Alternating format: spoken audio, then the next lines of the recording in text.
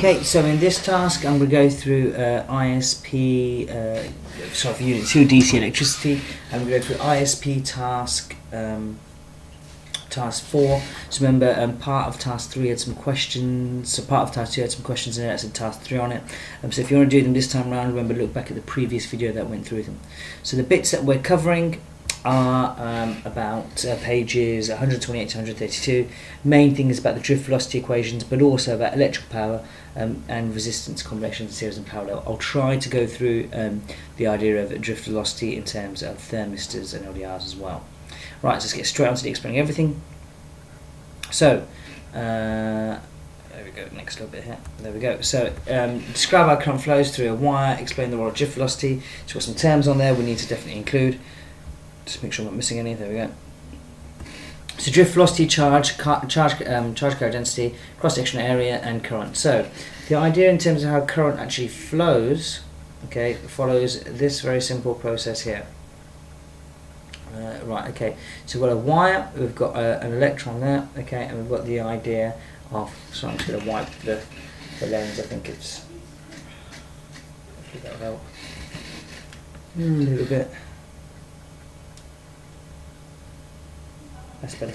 Okay, so we've got an electron here trying to flow through, but it can go off in any direction. Remember, it's not necessarily going to go in a straight line, or rarely goes in a straight line, if ever. We've got ions in the way that cause resistance. Okay, so you can see the path of the electron being fairly erratic. It can even go back on itself. Okay, but that is how current flows through a wire. That's why it's such a large magnitude of velocity, but not necessarily flowing actually that fast. So that's what we mean by the drift velocity. So one side being negative, the other side being positive, and it moving slowly across in that direction, but moving fairly erratically in the process. So that's how current flows through a wire. In terms of the equation that models it, or transport equation, or drift velocity equation, I is equal to NQVA. So I is current amps, N is charge carrier density, or measured in meters per meter cubed.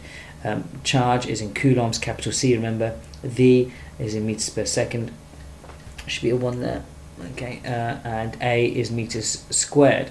Okay, so we can actually cancel the units out to prove that both sides of these are equivalent. If you take all the meters on this side, they all cancel out. Okay, just like separate over here, so that's meters per meter cubed. Meters times meter squared ends up with no unit on this side. So just you're left with coulombs per second. Now, coulombs per second, as we know from Q equals IT, or I is equal to Q over T, coulomb per second is the same as an amp. Okay, so coulomb per second is the same as an amp. Shows that the units on both of these sides are homogeneous. Okay, exactly the same on both sides of the equation, which is important. Okay, it's commonly asked question. Commonly asked question. Next, I should say show, not so. Show how resistors add up in series and parallel, give at least 4 combinations. So I'm not going to do 4 combinations. I'm just going to show you a couple of them. You know that they're in series. They just add up straightforward like that. 3 add 6 is 9. Okay, you know that if they're in parallel, like so, you need to use the idea of 1 over RT is equal to 1 over R, 1 over R2. So we've got a 3 ohm and a 6 ohm this time in parallel. So that's 1 over 3 and 1 over 6. Okay, so you want the same denominator, so that's 2 over 6 and 1 over 6.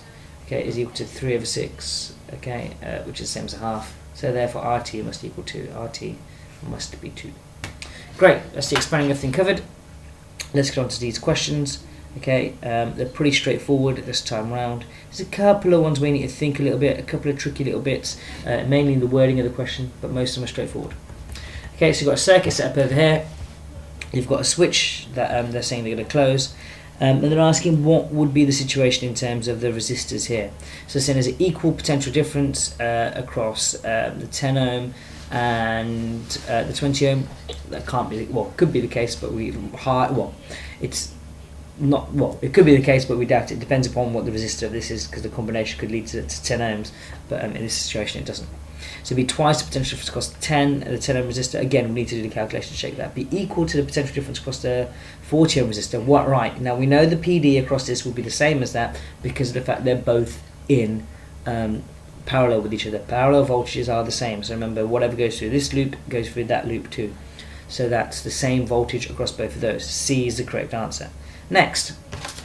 Okay, so I've worked through some of these calculations already. Just putting them up. So, next one. Okay, straight away they tell us we've got 12 volts and 24 watt. lamps. Lamp, sorry, that's lamp A, and they want to know the current, so you need to use P equals IV, 24 watts, so rearrange for I is equal to P over V, 24 watts over 12 volts, which gives you 2 amps, nice and straightforward. Okay, next part of it says we've got 6 volt in lamp B. Okay, well if that's 6 volts over here, and we know that this is 12 volts, we know the voltmeter must also be 12 volts, so we know R2 must be 6 volts. Okay, so just a bit of thought process going through there. These are chosen so that they're operating voltage. Okay, so that's an assumption that's made there, that we would have made, sorry, if we hadn't been told that. So state the reading of the voltmeter. Well, we've just said if this is 12 volts here, which is said in part A of the question up there, sorry, it said up here, lamp A is 12 volts. So if that is 12 volts, then the voltmeter must also have 12 volts. Calculate the resistance of R2. Well, R2 must have 6 volts flowing through it. Okay, if it's going to have 6 volts across it, if it has 3 amps flowing through it, because they're in series, we do 6 divided by 3. Okay, so there we go. 6 divided by 3. Okay, which gives you your 2 ohms resistance for R2. Calculate the current in R1. Well, if we know that the current through this one is 3 amps, as we've been told in the question, and 2 amps in A, as we calculated in the first question, they must add up as they leave this junction here. So if 2 amps goes this way, 3 amps goes this way, they add up, and that's 5 amps altogether that must flow through there. So it's 5 amps for that one. So 2 amps at 3 amps is equal to 5 amps. Next, so the next question is asking about the potential difference across R1. Okay, so we've got the current through R1. Okay, we've got the resistance of R1. So if we've got the current and the resistance of our... sorry, we don't have the resistance of R1. Let's get back to the question. So we've got the current through R1, and we're going to figure out the potential difference across it. Well, we know the potential difference of 15 volts comes out of here. We know that this is 12 volts over here, so that must be 3 volts over here. Okay, so it's 3 volts over here. If that's the case, then the next question, so if there's 3 volts over there, we can use that to figure out the resistance for the next question, which is what I was trying to do before. So we've got our 3 volts over here. We know it's 5 amps flowing through that. So 3 volts, 5 amps, 5 amps. So it ends up being 0.6 ohms flowing through that. Okay, so question 12 is a slightly trickier question. Sorry, I just need to shut a door.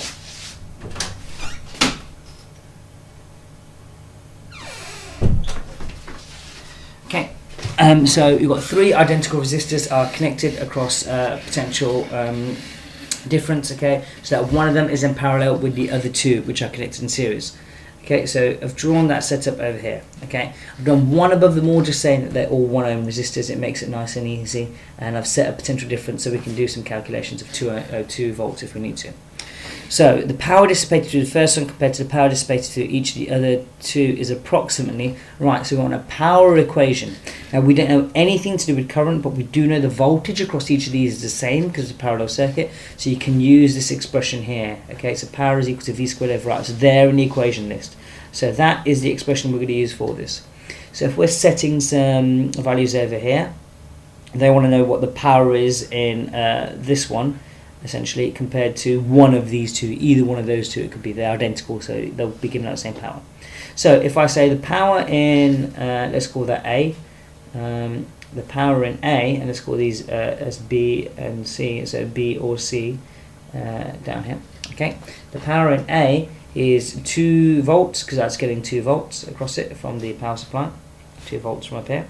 Okay, so 2 volts across that one. So the power, so the voltage is 2 volts squared, because it's V squared in the equation, divided by 1, because that's the resistance, 1 ohm. Okay, so that ends up being 4 watts. Okay, so the second part of it now, let's look at B or C. Okay, so that's a 1 volt across it, because remember, if there's 2 volts coming across this, each one of these, because they're identical, gets 1 volt each. That's 1 squared, divided by 1, because the resistance of each one is 1. Okay, so that ends up being 1 watt. So therefore, the resistor gets 4 times as much, so that makes that D. So 12 is D. Okay, 13. A thermostat has a negative temperature coefficient, so remember that means that as temperature increases, resistance decreases, so you end up with a curve like that. Sorry, there you go. So you end up with a curve like that. Temperature increases, resistance decreases, so you end up with a curve like that. Okay, so explain with reference to the equation I equals NAQV, what happens to the resistance when its temperature increases. Well, so let's see how many marks this question is. It's a 3-mark question. Okay, so as temperature goes up, N goes up, so the number of charge carriers goes up. So as N goes up, the current increases. More charge carriers released, okay, which means that I goes up, and if I has gone up, that means R must go down. Now remember, there are lattice vibrations that take place in this situation. So as temperature goes up, the number of charge carriers goes up, therefore the current goes up, which means the resistance must go down. But remember, there's a lattice vibration effect in here as well. The temperature causes the lattice, the ions, to vibrate more, which makes the resistance increase in that sense. But the idea is that you've got lattice vibrations versus lattice vibrations, that says, sorry, it's very small, it's not going to show it well in the video, versus increase in N. Now the increase in N is so much larger than the lattice vibrations that you end up with the resistance decreasing. That's what happens in these semiconducting materials that thermistors are made of and LDRs are made of. However, if the increase in lattice vibrations was larger than the increase in N, like in metals, that's where the resistance increases with temperature. So this is your equation that governs that whole principle that takes place. Okay, so we've got a situation here for a thermistor. That is shown in the diagram. Assume the battery has negligible internal resistance. So no, we haven't covered internal resistance yet, but don't worry, we'll cover it. The circuit can be used as an electric thermometer to monitor temperature of a bath. State how each meter responds when the temperature of the water is decreased. Okay, so we need to say what actually happens in terms of voltage and current as the temperature goes down. Well, let's go back to what we've just said. So as the temperature goes up, the resistance goes down. So this time the temperature is going down, so that means the resistance must go up. Well, if the resistance of this is going up, it's going to take more voltage and it's going to be less current. So the ammeter will go down. So ammeter will go down, but the voltmeter will go up. Okay, the reading of the voltmeter will go up. It will take more of the voltage because some. I'm just thinking here: is any of the voltage could actually be lost anywhere else in the circuit? Possibly not. Right, it's a really horrible question because technically there is going to be a very small internal resistance in here, which means that there will be a small voltage loss inside of here, and as this gets larger there is going to be less voltage lost here, more actually lost through there. So it might actually be the same, so it's either going to be the same or it's going to be go up. Okay, it shouldn't, I'm not very happy with that question. Let's go and check and see what the mark scheme says to just double check. It should be, I'm guessing it's going to be stay the same because it's a small internal resistance. Let's check everything else while down here as well, by the way. So C, yep, that's correct. 2 amps, yep, we've got that one. 12 volts, yep, we got that. So we've got the resistance, so the 6 volts, and we used that idea as well, that's correct. We figured that as 5 amps to get, well, that's correct. That's 3 volts, we got that, that's correct. 0.6, or I think I skipped that. Oh no, I didn't, I did go through that very quickly there. D, we got the correct answer 4 times more, okay. So its resistance decreases, we were saying, Na2 because of a slight decrease in V, you could say, or increase in N, or the idea that A or Q remain constant. Any of those sort of ideas, we've done plenty of those. Ammeter reading decreases, yeah, there we go, voltmeter reading is unaltered. Okay, so remember that's the key there in a sense. So there's no internal resistance, so we're saying the voltmeter reading really doesn't change. Not the nicest question because in real life it would change slightly, but in this situation they've said negligible internal resistance, so it should stay the same. So yep, I spotted that, and that's a key thing. So if it says negligible internal resistance, the voltmeter reading will stay the same because of the fact that, so let's bring this up, the voltmeter reading will stay the same because of the fact that the resistance, because there's no other resistance in the circuit really. The voltmeter reading stays the same because there's no potential divider effect, there's no other resistance in the circuit. Which meter is used to indicate temperature? Well, if voltage doesn't change, it must be the ammeter. State another assumption that we've made. Okay, so the main one is negligible internal resistance, and also that this is an NTC thermistor, and also there's going to be a large difference in resistance as the current decreases. So let's have a look and see what it is. As the large variation in resistance as the temperature decreases.